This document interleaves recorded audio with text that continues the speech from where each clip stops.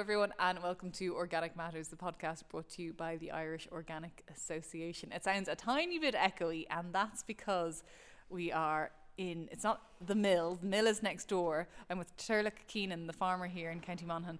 Turlough, where am I exactly? I know this part isn't the mill. What's this part? This is grain storage and grain cleaning shed. Brilliant. And we're going to talk about your journey, because originally you had no idea about doing anything like this, but give us a bit of the lay of the land first. Where are we exactly, and how much land are you farming, and what are you farming? We're in County Monaghan, not particularly, it wouldn't normally be tillage country, but we started off this as a hobby, and it just screwed legs, and we ended up having to get rid of the cattle. And I have but we talked before, you don't really miss the cattle, do you? No, not a bit. Not a bit. But the grain, it's all heritage grain we're growing for milling. And it just took off with 35 acres. So now hope to get more to grow, because I know there is a big demand on it, and we have proved that it works, because the harvest last year, 23 harvest, was absolutely excellent. No way. Everyone else in the country has been crying, and excellent. You're saying you had an excellent in Monaghan of all places. In Monaghan, yeah. No one's Stony going to grey believe soil, you. and no, I know, and I went to harvest it, and it was the last good week that came in September. It was 24% moisture in the field, but the day the milling wheat is ready for harvest, it has to be harvested, because the quality drops by the day. So I got it in and got it dried and cleaned, and I sent it away to get tested, and absolutely excellent. Really? Yeah. And what's excellent? What kind of percentages do you have together? Once it's above 12.5% protein and above 250 of a fallen number. Okay. So that's for artisan bakeries, that's what they'd be looking for, so they can work, doing sourdough breads and things like that. Can we have a look? Because you have some big bags here. Are they kind of 1 ton bags of flour? This is your own flour, or what is it? This is the grain, okay. Yeah, this is something here now. Wow. That's the heritage. And when you say heritage, what grain am I looking at? What's its name? It's all old varieties, but what we found was... It's a lovely feel to it, doesn't it? Lovely texture. And there is a lovely smell of it as well, because colour. it's all dried kind of and golden cleaned. Yellow colour, it's gorgeous. The good thing, we started off with a lot of single varieties, but when we started off all the single varieties, it was taking too much room to store all. So what we started doing was, we still grow single varieties, but we bunched them all together in different variations and grow them out together, and they actually work better grown as companion, or as a grown as, what is it, just population. That's what it is. They work far better, they seem to do far better as grown individual, whether they're competing against each other or whatever, I don't know, but it works far better. Can we take a step back a tiny bit for people, in terms of, you mentioned you did have cattle on the farm. Yeah. So when you took over the farm, was it 100% cattle? Were you always doing a little bit of tillage? What was it? No, I can remember as a child, and I was only very young, like that, it was maybe in the mid-70s, there was a crop here in the field, and it was, I think it could have been sold. It was originally my grandmother's farm here, and my mother took it over, and then my mother didn't know what to do with it, and eventually, because I have 2 younger brothers, and we were leaving it for her, and we didn't want, whatever she wanted to do, and it fell my way, so I was working at home here anyway in the garage, and that's how I ended up here. I didn't mind the cattle, but just things didn't go right for me with them. And it's hard when you're working, you were saying you're working as a mechanic, like it's hard when you're juggling an off-farm job, as close as it even might be to the farm, and then livestock as well. It can be difficult. It is, yeah, and working long hours, and then I was working at weekends in factories and things like that as well, and there was a lot going on. So eventually the tillage just grew legs, and we started planting more and more, and the cattle was moved out, and it was a lot better, and it's a lot easier handled now, and we're proving it that it's working. And so these are the bags of grain. There's another machine in front of us here. What's this? This is the grain cleaner. Okay. When we harvest the grain, take it in, dry it, then we run it through the grain cleaner, and there's the 4 different shoots on the far side of it there. They take out all the different sperries, the different weed seeds and straw and that out of it, and then the clean grain goes out the back end of it. It's a Westrup cleaner, and then we can put it into the silos, the 3 big silos there as well for storing grain, or we can put it into bags, whatever we want with it. For seed, we generally put the seed into the bags. But you're also a steel fabricator off-site as well. Yeah. So, I mean, it must be a little bit handy. Those skills must have come in handy now when you're setting up something like the cleaner. It's a big advantage because you're saving a lot on cost. Yeah. But then, on the other side, you're taking up a lot of time. You have it both ways, but it definitely is a big advantage when you can do all this work yourself. Because being small scale must be difficult, and getting machinery that kind of suits a small scale operation, small by normal standards, it must be difficult. It is, and only for my youngest brother, Finton, he's farming organically, and he has a big flour mill in Denmark, and he actually located most of this stuff for me in Denmark. Yeah. And he can speak the language too, so that helps as well, so locating all this, So brothers are handy, is what you're saying. Oh, they are. They are very handy. Yeah. So no, we all worked. Gary, the other brother, we worked in the garage from we were very young, and it's a gift we have, and being able to do all our own stuff, So. And you mentioned, so the cattle are gone. So what do you do for soil fertility in the fields? Are you focusing solely on your rotations? Are you sowing peas and then the grains? Like how are you? How are you doing? I was planting. I did put in cover crops different years. I was planting a lot of clover. Yeah. And since I joined, even before I joined the Organic Association, I was farming organically, even though I wasn't registered. And I put in a lot of clover, and there was vetch and phacelia and stubble turnip and stubble rape. There was something else as well. I put in buckwheat. I put in all those as cover crops, and then I did plant some beans as well, and I harvested them and grew them out and planted them again. It was only for fixing nitrogen into the ground. That's what it was. It's working well. It is working well. I didn't try any companion crops yet, like the likes of the wheat and peas or something like that. I didn't try that. I was going to try it maybe in a field to see what it works like, but then I'll have to try it in a small scale to see will the cleaner be able to separate it. So that's the next step. Do you import any slurry or farmyard manure or anything? Yeah, there's a man down the road actually. I got organic hen dung of him, so it's good. We only put out a ton an acre, so because there'd be a lot of nitrogen in it, I imagine, with hen. Yeah, usually, but isn't there? There is, but it's not as bad as. I don't think it's as bad as the conventional, we'll say, poultry farms, because they're not giving them the same feed, as far as I know. Now, there was only a ton an acre put out last year, and it's fine.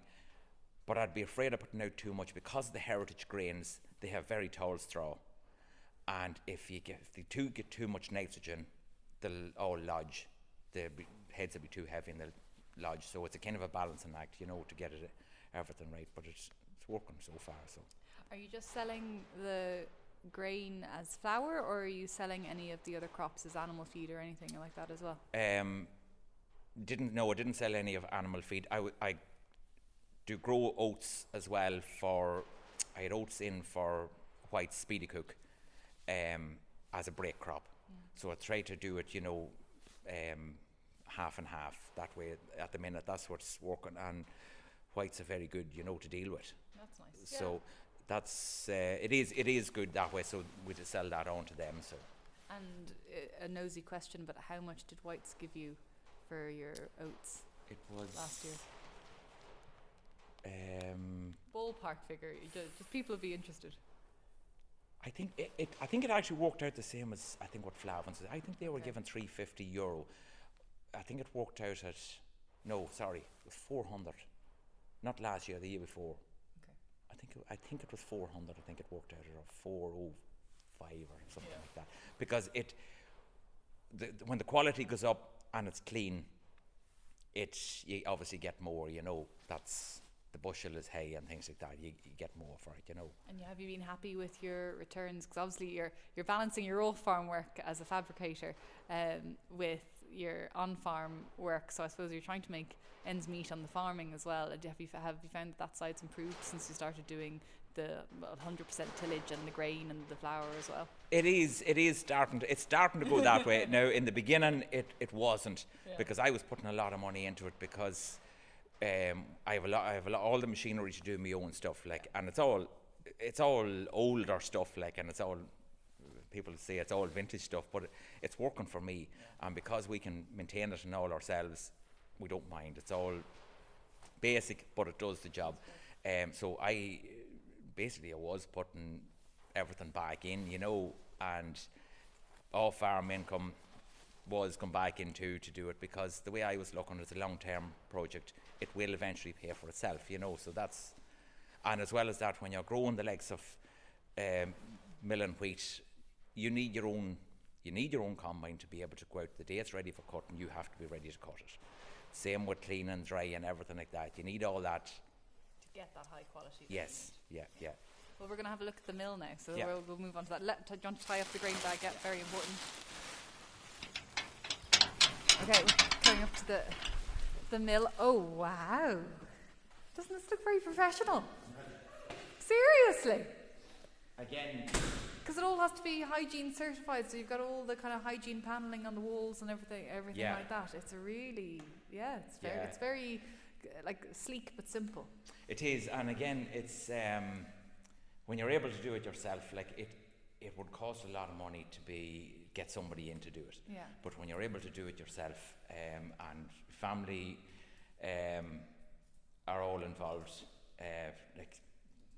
my nephew that works with me as well, and everybody stepped in to give a hand. It's great. It is great because it's when everybody can work with the hands. It's brilliant. Can we go up and have a look at it? So did this one come from Denmark as well? Did your brother manage to source this one as well? He did. Yeah, he got all the equipment for me. Yeah. Okay, so explain to me the bits and bobs. What does everything do? This is the stone mill.